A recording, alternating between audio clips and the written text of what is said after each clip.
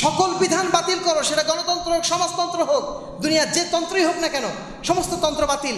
একটাই তন্ত্র চলবে, সেটা হচ্ছে আল্লাহর তন্ত্র, সেটা হচ্ছে আল্লাহর বিধান। এটাই হচ্ছে সবচেয়ে বড় রাজনৈতিক স্লোগান।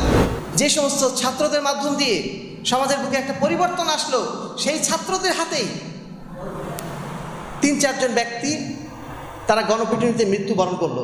ঢাকা বিশ্ববিদ্যালয়ে একজন মানসিক ভারসাম্যহীন একজন ব্যক্তিকে যেভাবে ঢাকা বিশ্ববিদ্যালয়ের ছাত্র নামধারী কিছু পাষণ্ড ব্যক্তি, পশুর মতো স্বভাব যাদের, তারা পিটিয়ে পিটিয়ে নির্মমভাবে হত্যা করেছে প্রায় ৩-৪ ঘন্টা ধরে।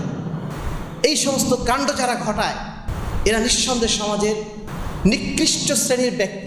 আমাদের যে বিচার ব্যবস্থাগুলো সব ব্রিটিশ আইন অনুযায়ী চলে। 250 বছর আগে তারা যে আইন চালু করে গিয়েছিল, সেই আইন এখন চলে। আমরা বলছি আমরা স্বাধীন হয়েছি, কিসের স্বাধীনতা আমাদের হয়েছে? এখন পর্যন্ত সেই ব্রিটিশ আইন আমাদের মধ্যে চলে। আমরা তো আমাদের সেই ইসলামী আইনগুলো এখন বাস্তবায়ন